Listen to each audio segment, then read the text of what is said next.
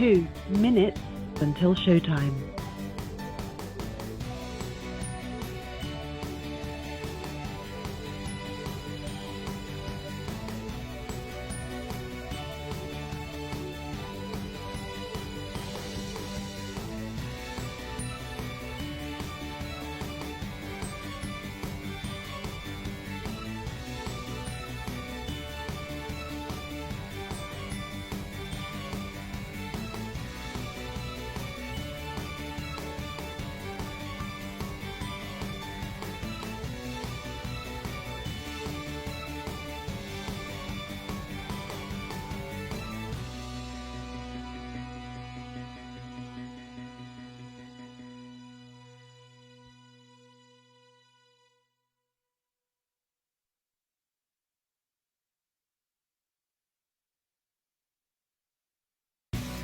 One minute until showtime.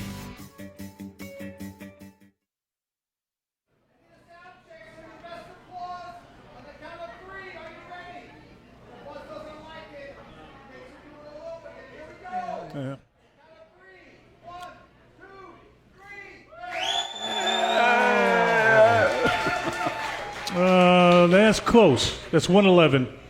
One more time. One more time.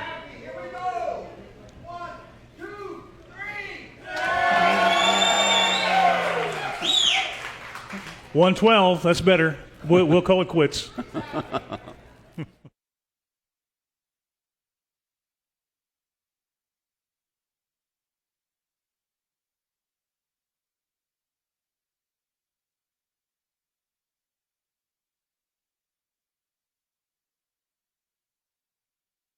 Your show will go live in 5 seconds. 4, 3, 2, 1.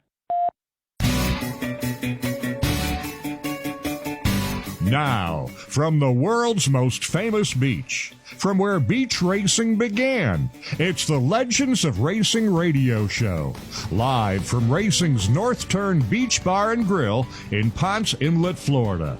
The Legends of Racing radio show with your host, Buz McKim, and co-host, Gary Keller. Oh, boy. What a crowd, what a crowd. It's amazing. This is Friday. You are officially on the weekend, so just knock yourself out. Go ahead. Hey, they mentioned Gary. Well, Gary's not with us today. He had to run back up to Cincinnati to take care of some business, so I'm flying solo today, like the early days, and it feels pretty good. I think we'll be okay. But we have a very, very special guest today. This is somebody he's one of us. Yeah, he's not only a racer and a fan of the show, but he's actually one of our sponsors. So you really got to make it feel good. This is Mr. Bill Gallagher from SolarFit. Hey, everybody. And we thank you so much for what you've done for us and believing in what we do and wanting to come on board. And you've got a racing background, and we thought, heck, it's about time to get another one of the local legends on board here. Well, thank you, Buzz. Well, first of all, I do not consider myself a legend in any stretch of these. The two words that bother me most are legend and expert. I run from them. But I can't help but notice, and I don't know if you can pan out there or not, but we're sitting here looking out at the world's most famous beach, the waves crashing in, the people out there having an adult beverage without a mask. How does it get better than that? Yeah, love amen America. to that. That is for sure. Yeah. Now, you're not a native Floridian, are you? No, sir. No, I actually grew up in a little town called Minerva, New York. Minerva. Oh, Minerva. Like the goddess. Yes. What an interesting place. A very small town right in the middle of the Adirondack Mountains. It's called Irishtown. All my family and all my friends are buried in Irishtown, and everyone was Irish. There was the Lynns, the Flynns, the McGinns, the Kellys, the Burnhams, the Gallaghers. No kidding. It was all Irish. I would have fit in right there with the McKim. You would have been there, How about buddy, I'll that? tell you what. But it was what a wonderful place to grow up. 14 people in my graduating class. And 14? I was lucky to be one of them. I had a math teacher that asked me if I wanted to graduate. And I thought a minute, and I said, that would be kind of nice. and she says, well, if you don't learn math, you're going to be here. You're going to be the oldest soccer player in Minerva. So she took me by the ear. God love her. Her name is Mrs. Jondon. And she took me by the ear, and she taught me math, which really served me well all the way through to where we are here. But it's just a tremendous place to grow up. Well, that's neat. That's really neat. It just takes that one person to light a fire under you, right? Yeah, she did it. Yep. Yeah. Now, being right up there in New York, you're right in the hotbed of the dirt modified, the golden years, what I consider. The golden years, yes. Yeah. One of my favorite tracks was Fonda Speedway. Oh, sure. And I can remember years ago, in fact, I had a chance, I think about 2 years ago, to speak to Richard Petty and ask him if he remembered Fonda. And he remembered it exactly. Oh, that's the one with the cemetery, the river running through it. And I said, well, do you remember the two kids hanging on the fence? And he goes, no. And I said, well, that was my brother and I. we were hanging on the fence, and there was Tiny Lund, both of the Allisons, wow. James Hilton, Elmo Langley. I mean, this is going back. If you guys are the old, you remember this. It was the most exciting thing. And at the time, I mean, these guys were bringing their cars on flatbed trailers, towing them with pickup trucks, right? And they'd pull in there and they'd work on them all night. And I've just loved racing from the first minute. I just a side story. I think part of it, all of it, probably came from my father. He was a unbelievable mechanic, but he was one of these guys that he would get a car and he'd take it completely apart because he wanted to know why it was running so good. It was like crazy. Okay, he'd take it all apart, put it all back together, but he was one of the first people up there to put a 283 engine in a military Jeep. Hey, no kidding. So that's how my brother and I got to race around the island on the ice in this little Jeep. And yeah, so we started out doing, he was very much into drag racing. And I'll tell you something that's really cool. I was talking to my friend Randy Dye. A lot of you guys know Randy. He's a great guy. And I'd say, Randy, I'm looking at your dealership here, and there's hundreds and hundreds of cars out in the parking lot. I said, when we came from the town we came from, the dealership had one car in it. That's it, one car. Really? Yeah, with one car. And if you wanted to buy a car, you went into the catalog and you picked out the body style, you picked out the transmission, the differential, the seats, whether you wanted vinyl, the engine and all this stuff. It was all done by a catalog. Well, so my father, being the guy he was, we didn't have any money. We had no money. Did I say we had no money? Oh, yeah. We had no money. Okay. We didn't have any money. But he always found a way to find these cars. And my brother and I were the luckiest people in the world because we got to drive real hot rods. Wow. So he bought one of the first 426 Hemis, and they delivered it by train to Albany, New York. Listen to this funny story. So he went down there, and I'm just a kid, right? He went down there, and he brought the car down. He said, look, you drive the Hemi back. I said, oh, okay, Dad. So I let him we got all the way back to my hometown, and I let him get quite a little ways ahead of me, and I stopped the car, and I power braked it, and I put it right to the floor. And I left 2 positive traction marks like a quarter mile. Finally, it was coming to a turn. I had to let off, and wow, this thing's got some power. I thought I was the smartest kid in the world. And the next day, my father and I went down that road. It was not pretty. He goes, what have you done you burnt the tires off the car. So anyway, that's my story of how I got involved in so the feeling of speed and power just kind of hooked you, didn't it? Yeah, the problem back then, if you guys remember, is the cars went fast, but you really didn't turn very well. And the tires were pretty skinny, and we would pretend we were at Le Mans going down the road to the Pottersville, one of these towns, and sometimes it didn't work out as well as we planned. Oh, really? Yeah. Anything you want to elaborate on? Well, I could probably tell you a few stories. That Hemi that I was talking about, the engine ended up in a dragster, and the rest of the car went to the junkyard. Yeah. It went over the guardrails. Oh, geez. Not the speed that you'd really like it to do. But no one was hurt, and we laughed. Everyone was laughing but my father. He did not think that was funny. Now, who was driving it? My brother. Oh, really? Oh, yeah. So it wasn't you? No, I was thumbing the rosary beads. Yeah. Great place to come up. Yeah. I'll bet. Yeah. And so who were some of your heroes of the dirt track days? Oh, geez. I'll tell you what. I think David Pearson one of the best drivers ever. This guy could drive, but Tiny Lund was incredible on dirt. Yes. This guy was incredible on dirt, but I don't know. I've always had an affinity for dirt racing. I don't know why. I love all short track racing, but dirt racing to me is like, that's it. You know? Yeah, we used to watch Tiny Lund up in Jacksonville on that big half mile that they had up there. Yeah. And that one season, he won 19 of 21 races. And he had the big, heavy old 64 Ford, you know, and then he was a pretty heavy guy too. But man, he could sure throw that thing around. Yeah. It was wonderful. Yeah. It's just great. But yeah, you're talking about Fonda, New York. They had a river, the Mohawk River, I believe, that ran along the backstretch. So if you went over the guardrail, you're on the river. And then right off the third turn, they had the Fonda family cemetery. And the Fondas were massacred by the Indians back in Revolutionary War days. And that was their old homestead. And they had all these. That must have been kind of unnerving, though, for a driver to show up at a racetrack and then there's a cemetery right there. Like, what the heck is this? Jeez. That's crazy. Yeah, I got to tell you a funny story. You reminded me of something right there. Is when I used to race out at Volusia County Speedway when it was dirt, and it was a NASCAR track. Mm-hmm. And at the time, again, I never had any money. I still don't have any money. It's more fun not having it now when you're older. But anyway, so I would work on the car in my garage, and I had it all jacked up, and I was underneath it, and I heard a car door slam, and I look under like this, and I see these shoes coming up, these white shoes, and I went, what the heck is that? So I had like a coaster, and I rolled back like that, and this guy says, Mr. Gallagher, I believe that we have an appointment today. And I'm 24. Mr. Gallagher, I'm looking around. Wow. Anyway, I go, who are you with? He says, well, I'm with Volusia Memorial. I go, wait a minute. I said, you're about 2 days late, early. You don't come here and talk to me about funeral plots. And I started thinking, you know, I don't know if this car is set up just right. Maybe I better tweak it a little bit, you know. Yeah, it was fun. Yeah. Oh, that's funny. Yeah. So you enjoyed racing out there at what we call Barberville. Yeah. It's Volusia County.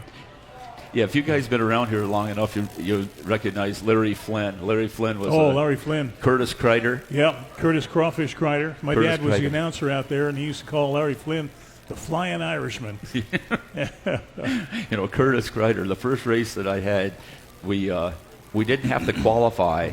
We actually drew for it, right? Yeah. So anyway, I ended up drawing number 2. Curtis was on the pole, and I was number 2. And I was so enthralled to be starting next to Curtis Kreider. Yes. Right? And I'm driving like this, and I'm looking over like this, and we come around for the regular start like that. And I look over, and he looks over to me. Honest to God, like Robert Mitchum, he throws a cigarette out of the way. Man, he took off like that. And I think every car passed me. Every car, I ended up like about last place. As I was like, you know, one of my heroes. You know? Oh, gosh. Yeah. Curtis was so funny. Yeah. He told the best story about sponsorship one time. He was down here in 1960 for the 4th of July race, and he had a 58 Ford that he had been running on the circuit for over a year at the time. And I mean, everything but the windshield was wrinkled or tore up. And you wouldn't want to drive to the store to pick up a gallon of milk in this thing. But he flat-toed it all the way down from South Carolina, and he stopped at Whataburger. And he's sitting there having lunch, and the manager comes out and says, "You going to race this weekend?" It's, yeah. He said, "Well, man, I'd love to have my name on your car. What would it cost?" And he said, "Well, $100 to put your name on the rear quarter section." He said, "Man, that's great." He said, "Go ahead and paint it up and come on back, and I'll give you the money." So he goes down to the hardware store, picks up a brush and a can of paint, and a few hours later he goes back, and he had lettered both sides. You know, the sponsorship was for both rear quarters. So the guy, he saw it. He said, "My God, that's beautiful." It wasn't beautiful, but it was nice. You know. Anyway, he said, "What would it cost for me to have my name on the other side?" It was already done. And Curtis says, "Well, another $100." So he said he went down, putzed around for a couple of hours, and came back, picked up $200 cash.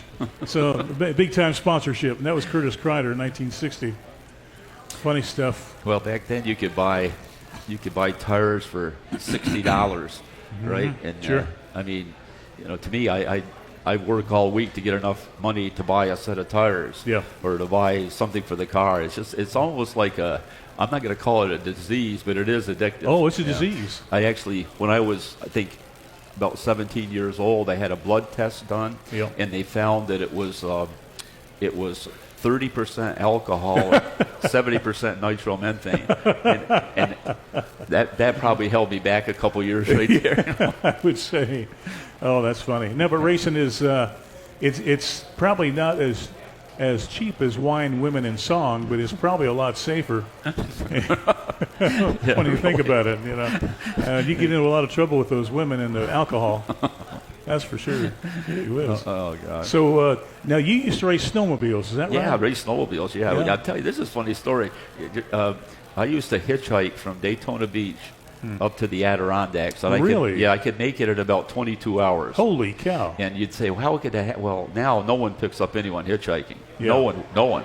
But back then, I mean, man, you just put your thumb out, bang, you're in the car. Yeah. And for some reason, all these people I get rides with, they would go like crazy. But I'd go up there, spend a couple days, and run some snowmobiles and come right back here. It was like, I can't, how can you do that? It just seems impossible. you know? Yeah, that's right. Yeah, man, that's amazing that you you felt safe enough to do that, but you sure couldn't do it today. Well, you're indestructible when you're that age, but even now, I mean, common sense, it's not safe to, yeah. Boy, that's for sure. That's amazing. So were your snowmobile races an organized kind of thing? Yeah, well, some were and some weren't. Yeah. Some of them were just, kind of the back lakes and stuff like that, but some were organized where you actually went around a track. And Yeah. My father had the world's smallest snowmobile dealership. The world's smallest.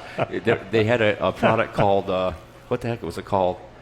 An Eskimo. And they had a little tiny sled like this. I mean, it was like really crazy looking, but they also had this big race sled. Yeah. And it had hooker headers. Really? Yeah, hooker headers Holy on it. cow. It had a Sachs, I want to say 650cc engine in it. Oh, my gosh. And this thing would flat fly, but the Yeah. problem is that it was so short Yep. compared. If you look at the sleds today they're racing, I mean, they're longer than this table. Is and that right? they got full suspensions in it, and they'll go 130 miles an hour. Right. This will go 100 miles an hour because I did it, but you couldn't steer it. You could not go around a corner. What we used to do is, I don't know, is there any snowmobile racers out there? Well, No, I guess not. They're No. all rebels. Yeah, they're all. Everybody looks happy. I guess they're not. But anyway, Yeah. what we used to do is we'd pick up the sled, and we had what we call Kalamazoo plugs. These Uh-huh. are stainless steel square plugs. We actually cut notches out of it. Oh, geez. And we bolt it to the bottom of the tread. And because it was ice, and I'll tell you what, this thing would take off, but you don't want to let loose of that thing because Yeah. this thing's spinning. It would like. Anyway. Man, I can't imagine that. And you don't want to get run over by one of those No, things either. Absolutely not. No, that would be kind of crazy. Yeah. So, and I guess you don't even realize that you're cold when you're out there racing. No, you're really cold was something you just did. Yeah, I didn't realize that there was places like this. Honestly, when I grew up in the Adirondack, I mean, I didn't even know there was an ocean. And Yeah. I came down here. Whoa! Look at that. In fact, one of the first things I did is I came down here. I came down to go to Embry-Riddle, right? So I got I had my motorcycle. Oh, here's the story. This is my brother and I came down here. He had a white van, an old white van, and all I had was a 180cc Yamaha motorcycle. Right. So he says, well, we're going to Florida, so let's do it at the same time as the Daytona 500, Oh, 'cause yeah. we'd already signed up for Embry-Riddle. So he backs the van up to a hill like this, and I drive the motorcycle around, went right in the back of the van, and I left my hometown with my motorcycle, a jock, and a pair of sneakers. and we went right down into the infield of Daytona. It was the funniest thing. And then I was staying at this place in this little tiny 180cc thing. Yeah. I got up one morning to go to start the thing, and it goes, brrr, brrr. I said, what in the world? And I looked, someone had stolen the heads off the bike. You're kidding. No, right outside where I was Holy standing. cow. And I looked and I go, brrr. Hey, we'll be right back after this break. Mr. Bill Gallagher. The caution flag is out. Time for a break. We'll be right back with the Legends of Racing radio show. At Beach Boys Embroidery and Tees, it's all about making you happy.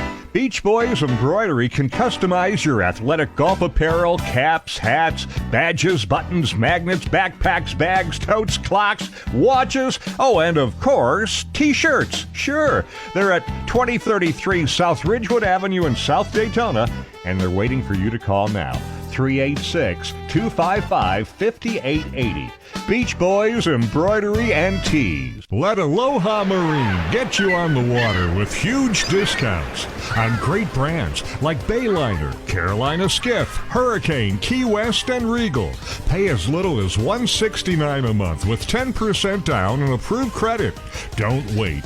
Get to Aloha Marine, 1700 North Nova Road, Holly Hill, Monday through Saturday. 47 years and always better than boat show prices. We're back from where it all began. Racing's original North Turn Beach Bar and Grill. The Legends of Racing radio show continues with your host, Buz McKim, and co-host, Gary Keller. Yeah, old Gary, he's in our thoughts today. He's up there. I imagine it probably quit snowing by now up there in Cincinnati. No, you don't think so? I know he'll be happy to get back here next week for sure. This first segment was brought to you by Staples on International Speedway Boulevard. Thank you, sir. And I got to tell you a story. It happened this week. I had a project I needed done, and I went to 3 different people, and nobody could do it. And I went to Staples, one of our trusty old sponsors. Went there. I should have gone there first. And they got the job done, and it was fantastic, and the price was right, and I was thrilled to death with the job they did. So don't mess around with all these other folks out there. Just go right to Staples and get your job done, and they'll take care of it for you. Nice people, too, really nice people. And now this segment is being brought to you by Southern Paint and Supply Company. 65 years they've been in business, family-owned, and if you go into Southern Paint, you'll if you mention the show, the Legends of Racing radio show, you'll get a 20% discount off anything that you buy. And if you go online and mention Legends of Racing, you'll get a 10% discount. And this painting here, I did that probably 45 years ago, I suppose. That's Frank Lockhart. I bought the paint to paint that from Southern Paint. Wow. And that car there, that's the Stutz Blackhawk. He crashed on the beach 93 years ago in that car, if you can imagine. That was the most mechanically perfect car ever built. You see the bullet nose. It didn't have a radiator because the radiator would have messed up the airflow. And he packed the engine with dry ice and those skirts that you have on the wheels that cut the aerodynamics. Lockhart was only 25 when he passed away, but he was a genius, and he died in that car, unfortunately, on that beach. So that car just cruised right on down here in 1928, turned around and went back north, and then that was the end of the ball game. But love Frank Lockhart. He's a genius, and he's the idol of an awful lot of automotive people, too. That's for sure. Yeah. Yeah. I can't imagine. What was the speed with back then? Yeah, he did over 200 miles an hour. Oh, my goodness. In fact, the record that he set for his class held until the mid-1960s. And that was in 1928. So he was hoping to break 220 miles an hour, which was the ultimate speed record, but he blew a tire, didn't make it. And the car was real tiny. He was a little guy, too. But then he was running against the Bluebird of Malcolm Campbell's, which was probably half as big as this building, I suppose, and it had an aircraft engine in it. So you didn't have to have big to make it go fast. And he proved that. It was amazing. Jeez. So now the snowmobiles, what kind of engines would you have in those? Well, that had sacks. A sax, which would be like a motorcycle engine. Right. Yep. And, they had a lot of power, a lot of torque. Yeah. Oh man, that's crazy. Yeah. Did you ever wipe out? Oh yeah. Yeah. Yeah. You know, Stuart Friesen, who's racing now, he was an old snowmobiler. Yeah. He and his brother, his whole family, they're snowmobilers. Yeah, you're the first snowmobiler we've ever had on the show. Oh, really? Jeez, so wow. See, we're getting very well-rounded here, you know. Yeah. I don't think anybody's going back up north. I was telling somebody the other day that they're going to shut down 95 going north and make it 2 lanes coming south. They're out of there, you know. Hey, look around, man. Everything is open and the businesses are vibrant. Gosh, we're so blessed to live where we live. Oh, buddy, you're not kidding. Yeah. That's pretty amazing. Yeah. So now, what brought you here to Daytona in the first place? Well, 2 things: auto racing and aviation. I like aviation. Oh, yeah, you're a pilot too, aren't you? I like aviation, and so those 2 things, I can't think of where you could go other than Daytona, where you got Embry-Riddle and you got NASCAR right there. Yeah, that's a nice combination, isn't it? It was good. Hey, here's a story for you. So when I was so excited to see Daytona Speedway because I'd always seen it from like a closed circuit TV screen, like when Mario Andretti was.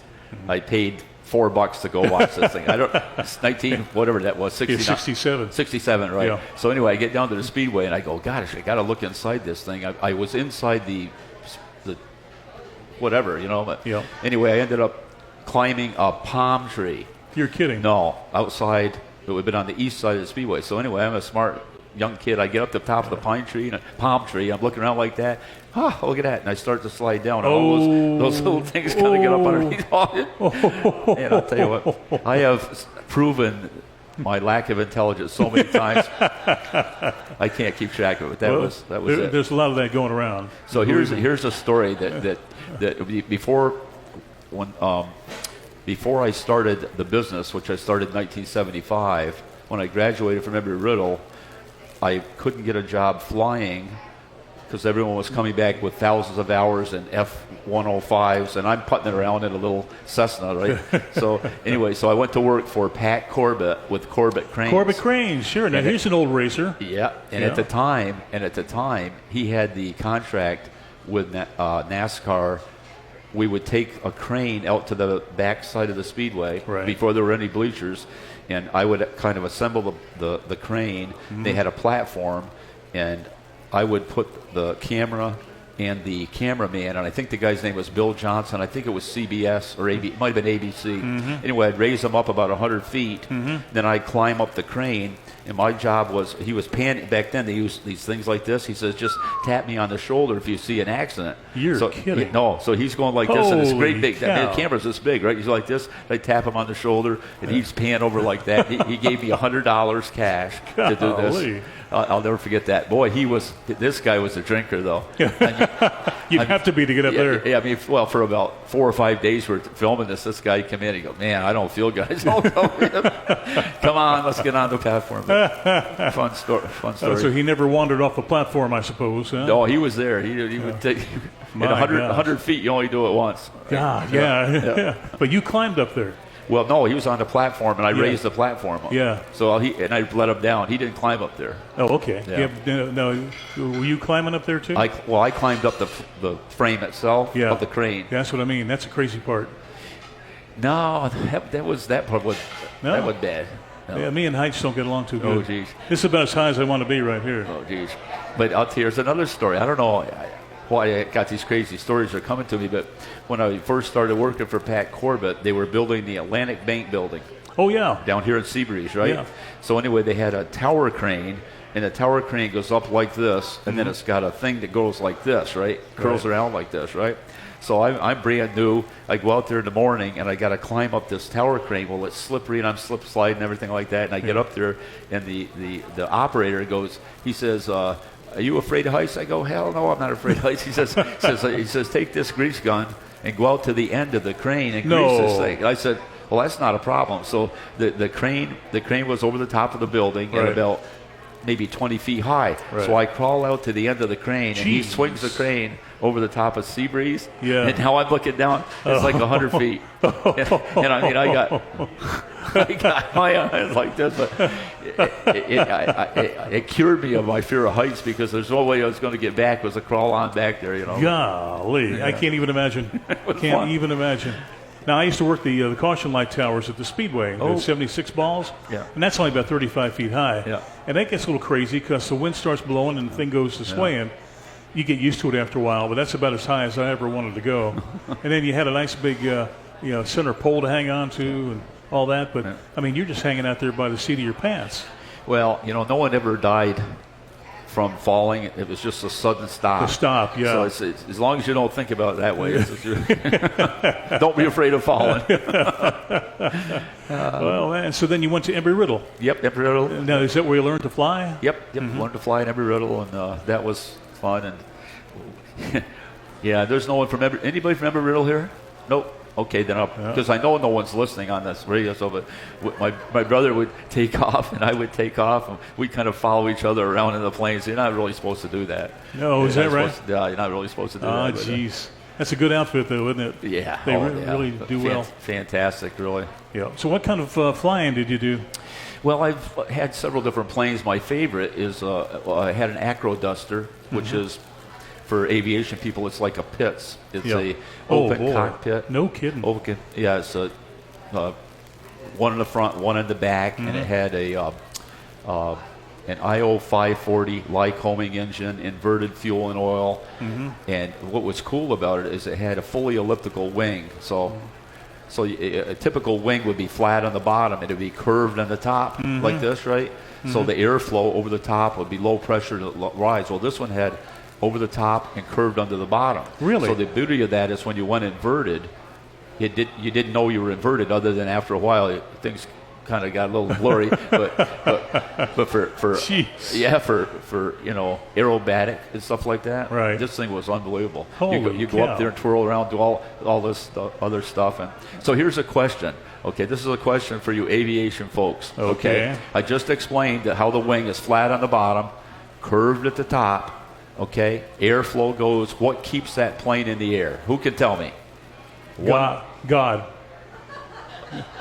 Yeah, God keeps it in the air. God is a close second. The answer is money. Money. If you buy a screw for a boat, or you buy a screw for an airplane, you pay some money for it. But that's fun. But I've had a chance to fly warbirds, all different types of things. I'm just a lucky guy. That's great. Yep. That's great. So you do aerobatics? Yep. Oh, that's amazing. Holy cow. Yeah. Hey, we're going to take another quick break. We'll be right back with Bill Gallagher. Hey-o! The caution flag is out. Time for a break. We'll be right back with the Legends of Racing radio show. Racing's original North Turn is our broadcast headquarters. If you're looking for a good drink, great entertainment, and the best in food, they're right on the beach at Racing's original North Turn. Rhonda and Walt invite you to come on down to dinner tonight. Here are a couple of testimonials. These are actual testimonials from people who have enjoyed the North Turn. Been there many times, always great food and drinks, great location on the beach. And another, what a great experience. It's my new favorite restaurant in the Daytona Beach area, Racing's Original North Turn on South Atlantic Avenue. That's A1A and Ponce Inlet, about 3.2 miles south of the Dunlawton Bridge and A1A intersection. It's Racing's Original North Turn, a restaurant, museum, bar, gift shop, live music. That's Racing's North Turn. Racing's North Turn has been voted by you top 10 beach bar 7 years in a row. Next year, they're going for top 5. We're back from where it all began. Racing's original North Turn Beach Bar and Grill. The Legends of Racing radio show continues with your host, Buz McKim, and co-host, Gary Keller.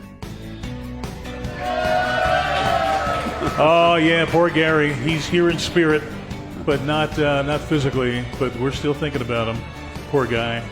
Anyway, hey, this segment's being brought to you by the Daytona Flea and Farmers Market, voted one of the top 5, count them 5, markets in the whole country by USA Weekend. Visit our Shop Now network and our Shop Now at Daytona Flea and Farmers Market Facebook page for the latest vendor tours. And you've been to the flea market, haven't you, Bill? Oh, yeah. Isn't that a great place? It is. Love it. Yeah, you can get everything but human body parts out there. Oh, they're selling them now, too. It might be. Well, it's the bottom of the hour, and it's time for our friend Tony. And, Tony, you have a question. What is the question, sir? Well, we're going to try stump the host again. Oh, stump the host. Yeah. Oh, okay. Bill may know this, too, though. Okay. We're talking about the 1962 Glenn Staley 400 at North Wilkesboro. Okay, remember that. Now, the winner of the race was in the 43 Petty Blue car. Okay. What was his name? I'm going to take a shot in the dark here. I'm going to say Jim Pascal. No, Petty 43. Okay. No less a source than Speed Sport News. Well, then they should know. And the Daytona Beach Morning Journal. Well, now you're talking. Okay. Reported the winner as Dick Petty. Dick Petty. Oh, jeez. Oh, that's funny. Now, his mother would have gone straight up and turned left because she said she'd always say, his name is Richard. It's not Dick. Dick Petty. Oh, that's funny. Now, that's tricky now. I don't know about that. I owe you one on that one. Now, there's a second part of the question for the same race. Okay. Halfway through, Yep. something pretty unusual happened. Mm-hmm. Kind of relates to what we've been going through this week. Okay. All right. Does that sound familiar at all? Well, it kind of sort of does, but the only thing I can think of as far as Wilkesboro is when the track broke up and all the fans went on strike and they held everybody hostage because they went ahead and they threw the checkered flag halfway through the race but never told the fans. So they wanted the whole race. Now, Junior Johnson won that race, but they actually held everybody hostage, the drivers, the crew, the officials, and finally old Pop Ergel, he was a crew member for Bud Moore. He was 6'5" and weighed 300 pounds. He said, I've had enough of this S. And he picked up a 2x4 and started slinging it, and he cleared a path all the way out to the pit gate, and they finally let everybody go. But that was a mess. But I don't know, what do you have on your agenda? Apparently Norris Wilkesboro has quite a history then. Okay. Halfway through the race, the fuel truck ran dry. Oh. And the pit crews were going around in the infield with hoses and buckets, siphoning gas to keep the cars going. Oh, that's funny. They stopped the race halfway through to let the fuel truck go out. Uh-huh. But he never came back. That's a good one. That's a good one. Thank you, Tony. That was great. That's great. You never know what he's going to come up with next. It's always one of the high points of the show for me. Yeah, Tony. So we have Jim, we call him our adopted stepbrother. He usually sits right there at that table, and he's going through some physical problems. But I understand he is watching today, and I want you to know that everybody's thinking about you. He might be laid up for a little while, but your table is there, your chair is there. We're waiting for you to get back here. So how about a big round of applause for Jim Price. And then our other fellow who should be sitting there, little brother Joe, he's another one that's between the sheets. So we're hoping that he's going to be back pretty soon. How about one for little brother Joe? Yeah, good things are worth waiting for. So we're waiting for you guys to get back here, become part of, get back to be part of the team again. So also one of our avid listeners or watchers, or he's here most of the time, Ron Pasecki. Ron was a air traffic controller out at Daytona. And he was wondering, Bill, what are you flying nowadays, and what are your ratings? Well, first of all, Ron, thanks for taking care of us. I have the utmost respect for controllers. They have a difficult job, and they keep us all safe. So right now we've got a Cessna 182 with fixed gear. It's kind of a real stable plane. We have a bunch of guys that are kind of partners in that. Mm-hmm. And my ratings are all single engine, instrument, and seaplane rating. I also have seaplane rating, so I like to do that too. All right. Yeah. That'd be good. You wouldn't want that Cessna to try out your seaplane license, would you? Yeah, sure. Oh, really? I figured if I was going to the Bahamas, I might as well learn how to land the regular plane, so I got a seaplane rating. Oh, that must be fun. Did you ever think about racing planes? About racing? Oh, I'd love to do that.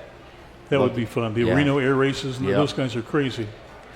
Yeah, they really, they go. It'd have to be a hoot and a half. Yeah. That's for sure. Well, now, you started racing at Volusia County a number of years ago, back in the what I call the glory days of Curtis Kreider and Larry Flynn. And how about Wayne Shugart? Do you remember Wayne? Oh, yes. Wayne Shugart was a great driver. Those were the great days. He was driving a big block back then when everyone else was running 358s and stuff. But he had a Chevelle with a big truck. And that was a Bobby Allison Chevelle too. Yep. And he was tough. He was tough. And did you ran late models, right? Terry Mock was another one. Oh, sure, Terry Mock. Yeah, late models. Yeah. So how long did you race out there? David Rogers. David Rogers recently passed away. Yes. He was still racing up until about maybe 6 months ago. Yeah, that's right. Yeah. In fact, we're working on a deal now to have his wife come and do a show with us. That would be great. Yeah, great guy. She's a wonderful lady, and he was a great guy too. Yeah, I remember when he had a surfer hairdo. Yeah, he was a surfer dude. his dad owned a used car lot over in Orlando, and they had other drivers, and David asked him, he said, but let me drive. So he ended up doing great. Yeah. He was a state champion. Yeah. In fact, he was a national champion. Yeah, he won that one division in NASCAR. Yeah.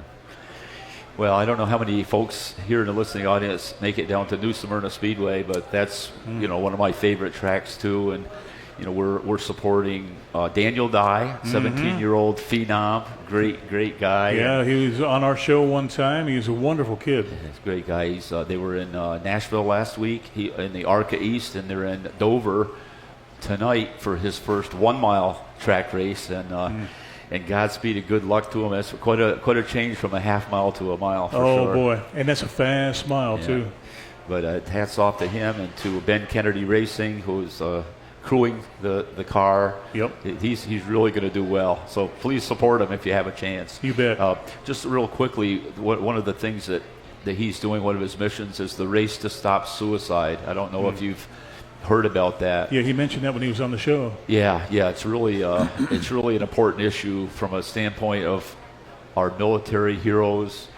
The situation with being locked down for so long has created a lot of different problems. So we're all kind of working together to bring more awareness to it. And our company has pledged to donate $50,000. Wow. And we're 70% of the way there. That's and I wonderful. think within the next 2 or 3 months. And how we're doing it is we're not raising our prices. What we're doing is if someone invests in a solar power system for their home, we're donating $500 in the name of that family. So if the Johnson family puts solar power on their home, we're actually going to make a plaque with their name on it to commemorate that they're part of the mission to Race to Stop Suicide. So That's fantastic. That's fantastic. Great, Yeah, think about that, folks. Thank you. Look what we got here. Look who just came in the back door. It's little brother Joe. Hey. Look at this guy. He snuck up on us. Golly, how good to see him. We're going to take a break. We'll be right back with Bill Gallagher, and we'll find out what Joe's been doing. The caution flag is out. Time for a break. We'll be right back with the Legends of Racing Radio Show. Shopping the 1,000 booths at the Daytona Flea and Farmers Market's the best way to jumpstart your weekend. Celebrating 38 years in business, the Daytona Flea and Farmers Market's still the one for great savings and the best variety. And as always, there's never a charge for parking or admission. With one of the largest monthly car shows on the coast and a monthly arts and crafts show, there's always a reason to visit. Get all the details at DaytonaFleaMarket.com or like us on Facebook. Open every Friday, Saturday, and Sunday from 9 to 5, rain or shine. The market is 1 mile west of the Speedway at 1425 Tomoka Farms Road at the intersection of International Speedway Boulevard. Maria Lewis, Realtor Broker Associate with RE/MAX Signature, has over 25 successful years working in the Daytona Beach area market.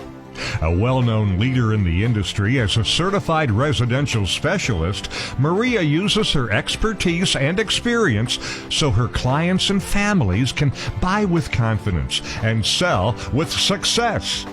Make your family's dreams come true by working with the expert family realtor. MariaLewis.com, 386-295-5898. We're back from where it all began. Racing's original North Turn Beach Bar and Grill. The Legends of Racing Radio Show continues with your host, Buz McKim, and co-host, Gary Keller. Thank you, everybody. We do appreciate that. We're just chugging right along here. This segment is being brought to you locally by Homewood Suites by Hilton over on Bill France Boulevard. And every room is a suite. Good people, nice place, too. And, I mean, you can probably hit the Speedway with a rock if you have a good arm. You know, you're that close to it. And the food's good, and I would highly recommend it to anyone who's coming into town. It's wonderful. So, your company is Solar Fit. How did you come up with that, or is it a franchise, or how does that work? No, actually, the corporate name is International Sun Protection Incorporated. Mm-hmm. But after several years of many phone calls from people wanting to buy suntan oil. Thank you, Mr. Ron Rice, if you're listening. We decided we'd change the name to something more appropriate. So Solar Fit is, we thought that is, we're in Florida, we have solar, it's a good fit. Yeah, So certainly.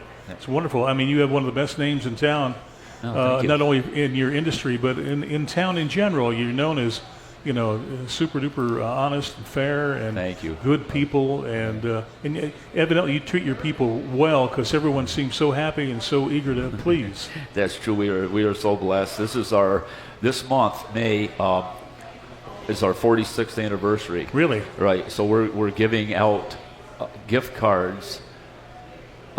One gift card is $546, Wow. and one gift card is $1,046. No kidding. To commemorate the 46 years and stuff. So, Oh, man. So we only got 46 more to go, so we want to make the best one, right? That's a heck of a deal.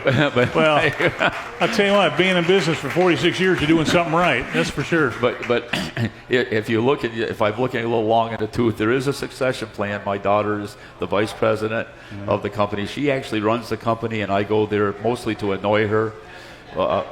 She lets me stop by. Most of the stuff I do now is on commercial buildings. We just finished Randy Dye's Jeep dealership. Really? And we do banks, churches, and business, all sorts of stuff. Our goal really is to introduce renewable energy into the community and show them that it costs less than continuing to rent electricity. That's our goal. Sure. And that's why people are passionate about it, right? I mean, you're taking the sun's free energy and they're turning it into electricity, right? So there's no pollution, and our electric bills go from $250 a month down to $8 a month. $8 a month. Yeah, that's the lowest. Holy cow. I'll tell you what, we looked at our electric bill this month, isn't that right there? And it... my asthma came back. I thought I was over the asthma days, but holy cow, it's ridiculous. But you can actually, isn't it some kind of deal, too, that if you produce electricity, that you can actually sell it back to FPL? Yeah, right now the utility companies are compelled to buy the energy that you produce, the excess energy, back at full retail. Yeah. So let's suppose you had a house here 6 months of the year and you were up north, right? The solar system, while you're here, is providing the energy, but while you're gone, it's that you're actually banking dollars. So when you come back down, you can draw that energy back. Wow. It's pretty cool stuff. That's amazing. And the neat thing is for a homeowner, if they qualify for the tax credit, they get 26% federal tax credit. If you qualify for that, you can have a system installed for zero money down. So we do the engineering, the design, the installation, permitting, zero money down, and the payment for the system is less than the savings, so it really doesn't disrupt the budget. Really? Yeah. That's fantastic. I don't want to use the word free, but it's kind of like...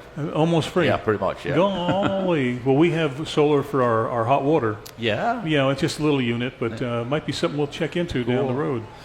That's for sure. Let me get your phone number before I leave. I'll give you. I'll have my people call your people. Right. Yeah. My people will answer, believe me. Yeah, I'll bet you. Oh, that's great. Yeah, cool. Wow, selling electricity to the electric company, that seems almost impossible. That's great. It's fun. That's super. Yeah. So, and your daughter's going to be taking over soon, right? Yep, she's running the business really right now. Yeah. Now, you have a radio show, don't you? We do. We have a weekly radio show called the Solar Fit Renewable Energy Show. Thank you for that plug. You're welcome. And we're in our 12th year. We have about 600 productions so far. Really? And just about everybody you can think of. Some of my favorites were the two Swiss pilots that went around the world in the first solar-powered plane. Wow. I had a chance to interview them in Phoenix. They had stopped at Phoenix. That was fun. These guys are cool. Cool guys. I guess. First people that went around the world in the first solar-powered boat. Gee whiz. About 3 weeks ago, we had one of the astronauts. That was pretty cool. Oh, boy. The problem is not only do I have a lot of stories, I have a lot of questions, and I just peppered them with questions. Who remembers Superman? Oh. You remember Superman? Oh, yeah, sure. So Superman, it was one of my favorite programs because when it came on, they had that guy, and he was standing like this, and the world behind him, and you have all these like meteors shoot by like this. And I was asking this fellow that this guy was the chief NASA technologist. He was on like 2 weeks ago. I said, what happens as we put more and more of these into space, because we're sending 40, 50 up at a time. Yeah, right. And he was telling me it was almost like air traffic control. They're flying at like 26,000 miles an hour. Really? And they're tracking all this stuff, and sometimes they have to move stuff over to miss it. It's like, whoa. Holy cow. 'Cause there's a bunch of stuff up there now. There's a lot of stuff up there, and there's going to be more. Golly. Do they have different levels that they fly at? Yeah, that's what I asked him. I says, is it like an airplane where you're flying one direction, you're 500 feet from the other? It's substantially more than 500 feet. Yeah, I would say. Holy cow. Real cool. I can't even imagine. Even imagine. So That's if you know anybody who'd like to be on our show, Buzz has been on our show, did a beautiful job. Enjoyed it. We'd love to have. We talk about racing. We talk about sustainability. We talk about renewable energy, healthy lifestyles. We like helping the kids. That's one of our passions. We want to help the kids. So definitely, if we could help anybody out there, we'd have them on the show. We'd love to. That's great. What are the call letters? It's WNZF. I want to say it's 94.9 FM. 1550 AM, I think. Is that out of Flagler Beach? It's out of Flagler Beach. Our friends up there are great people. Yep. Very good. That's great. Yeah, I thoroughly enjoyed being on your show that time. That was great. We had a good time talking about the old days of racing, some of the colorful characters. Oh, my gosh. Yeah. Hey, look, before I forget, this coming Wednesday, Mark Bernier, one of our favorite guys, will be at our open house at our office, and he'll be broadcasting live for 3 hours. Really? So if anybody local, come on by. I mean, we're going to have some food. You get a chance to be on the radio and ask him some questions. Oh, boy. Free food. Free food. Oh, we like free food. Yeah, Joe, you like free food too, don't you? Not no more. Okay. We're going to take another break. We'll be right back with Bill Gallagher. The caution flag is out. Time for a break. We'll be right back with the Legends of Racing radio show. Welcome to Homewood Suites by Hilton in Daytona Beach. You're right in the middle of all the action. Daytona International Speedway, the airport, One Daytona, Florida's newest entertainment and retail destination, and of course, the world's most famous beach. You'll love our newly remodeled 1- and 2-bedroom suites, along with our popular King Studios. You won't need your full kitchen, as Homewood Suites Daytona serves up complimentary breakfast and evening social. It's like home away from home. Go to HomewoodDaytona.com for Homewood Suites by Hilton in Daytona Beach. We're back from where it all began. Racing's original North Turn Beach Bar and Grill.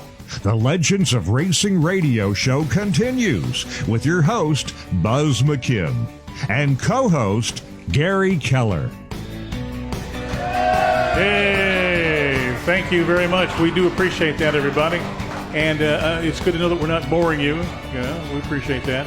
So Gary's gone this week. I'll be gone next week. We get to go to Georgia, to Lyons, Georgia, for our granddaughter's high school graduation, and she's graduating with honors. Ooh. So we can't miss that. And let's see, I think when I went to school, the only thing I took up was space, actually. So I really appreciate what she has accomplished. She's the third granddaughter to graduate and the third one to graduate with honors. So I have no idea where that came from. Thank you. It did not come from my side of the family, that's for sure. Absolutely. So you've done just about everything. Is there anything that you haven't done yet that you wish you had done or you'd like to do? Yeah, there's a lot. Yeah, really?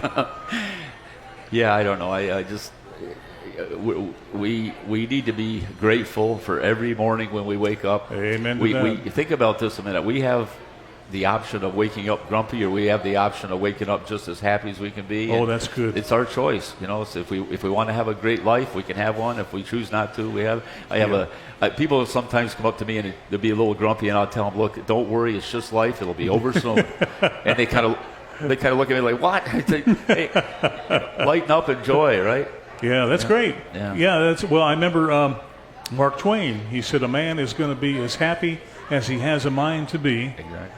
And I guess that's right. It's up to us. Yeah, exactly. It is. But how does it get better than this? I mean, it's not. Why would you go on vacation when you live here? Yeah, right? It's like, oh, that's right. You're going to go to New Jersey for vacation? What? Yeah. We're going to New Jersey in a couple of weeks, and it's like, well, it's something we have to do. it's for a good cause. Yeah. But we're going to be real happy to get back here. I mean, it doesn't get any better than this. Today is like zero humidity, and it's just perfect. Yeah, we're just thrilled to be here. No regrets coming to Florida, huh? Oh my goodness, no. You ever get back to New York very often? I try to get up there. Last year was kind of an anomaly. I had 2 airline tickets. I was going to go up and do some hiking up in up in New Hampshire and stuff. And I go get all ready to go to the. And they go, well, listen, you're going to have to lock you down for 2 weeks. And I said no. So that then I had to get another ticket. Like 3 months later, same thing. So I said, well, I'm going to write last year office travel. Yeah. This year though, I think my brother and I'll go up and do a little hiking. Oh, great. Yeah. That sounds good. So you like hiking too, huh? Hiking, biking, yeah. That's great. Yeah. That's super. Yeah, I like to roll out of bed in the morning, and that's about the end of my exercise. Yeah. You run? Huh? You run in the morning? No. Oh. I walk around the house. Well, as long as it's in the morning, that's good. Now, my mother, 92 years old, sitting right there. No kidding. Hi, Mom. She works out 4 days a week at the Halifax Hospital at the cardiac unit. Really? And she drags me kicking and screaming. Thank you. And but she's good conscience. Yeah. She plays on your conscience. It's like 92 years old. Are you kidding me? That is so great. And thanks for what you do to take care of all of us, really. She's inspiring, that's for sure. Yeah. And I guarantee she's in better shape than I am. Wow. It's amazing. Yeah, they do have some interesting people there. And most of them are in their 70s, 80s, 90s. And I'm the kid. Feels nice to be a kid. Can we do this again when you're 92? Yes, of course. I'll be sitting right here next to you. Absolutely. I think that'd be great. I think we'd have a wonderful time. Yes, sir. So now, have you ever had you have a biplane now, don't you? Well, I had a biplane. That was the aerobatic plane. Yeah. Now it's a 182. We're flying. Yeah. Boy, that must be great. What's that? That biplane must have been fantastic. Oh my God, that thing was really good. Open cockpit. Open cockpit. Wow. Yep. Yeah. It really did. It would only fly at maybe 160 miles an hour or something like that. But boy, it would take off and go right straight up. Oh man, very exhilarating. Oh, that's great. So, how many years did you race at Volusia County? I think 3. Really? Yeah. Really an interesting story. I started I was doing the construction business. I ran onto this fellow, and he goes, "Yeah, I got a race car out there at the Speedway, but my driver, he isn't doing anything at all." And I said, "Well, wait a minute, let me." So I said, "Why don't I come out there and try it?" Anyway, so I raced for him for it was only like 3 or 4 months, and he was a really nice guy, pretty heavy. And one day he would get so animated at the racetrack, he would go, Anyway, one day he was sitting in the chair, and he just had a heart attack and died. Really? Yeah. So his wife called me up and said, "Geez, I don't know what I'm going to do with this race car. Would you buy the race car?" And I went, "Well, I'm going to school and I'm working and stuff." And I said, "Yeah, I'll buy the race car." So then I started taking over the duties, and it was like, oh my God, it's like, and that's where I had a chance to meet Smokey Unick. Oh boy! Oh God, you can't. We could do a show on him. Oh my God, that guy was incredible. Yes. So I would go and sit and listen to him talk, and I'd buy parts from him and stuff. But he was one of a kind right there. Oh man, God bless him. Yeah, he was funny. We had this friend that went over to a shop one time, and he always heard of the great Smokey Unick, and he went over to buy some parts. And I said, "Well, you got to meet Smokey?" He said, "Yeah."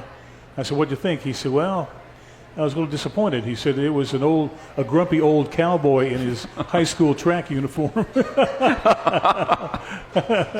Well, he always wore that hat. I don't know if you remember that hat. And he drove around in like a Ford Focus. It was like, you'd see. Yeah, that's right. So he was smoking a pipe in his hat. But, he was a really accomplished pilot. Oh, yes. Yeah, he taught himself. He had a helicopter. Yep. And his business was right across from his house, so he'd fly across the river, which is like a stone's throw. That's right. Wow. Hey, one more quick break. We'll be right back with Bill Gallagher. The caution flag is out. Time for a break. We'll be right back with the Legends of Racing radio show. Did you know that solar power is America's fastest growing energy source?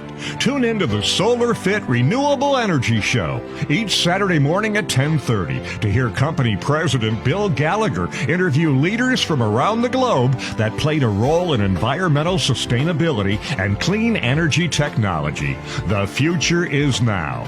Call 386-441-2299 to plug into the sun. We're back from where it all began. Racing's original North Turn Beach Bar and Grill. The Legends of Racing radio show continues with your host, Buz McKim, and co-host, Gary Keller. Oh, thank you. You see how as the day wears on, they get a little quieter, a little slower. You know, it's either the lunch is setting in or maybe the alcohol setting in. I'm not too sure what. But anyway, we just appreciate all your efforts. Really thank you so much for everything. Well, I can't believe we're down to the end of another show. Son of a gun. We got some people here we got to say thank you to. And we got Shane Stanton over here, the Volts. Yeah, and we have Mike Multane, the Mad Dog, right there. Yeah, yeah. And can't forget little brother Joe's back. Hey, the applause meter went off the charts. How about that? And we have Paul. He's the mayor of Seabird Island right there. Hello, Paul. Yeah. And then right next to him is Tom Tipton, the silver tongue storyteller. And Tom there in the yellow hat, he comes all the way over from the villages to see us, and we thank you for that. All the way from the villages. That's pretty neat. On a skateboard. No, I'm sorry. And then we have Doris, our scribe, who takes care of all our paperwork. And Tony, our inquiring mind. He's always got something new and exciting there. He got me today. And the long-suffering McKim women right here, Alma and Gwen. Yeah.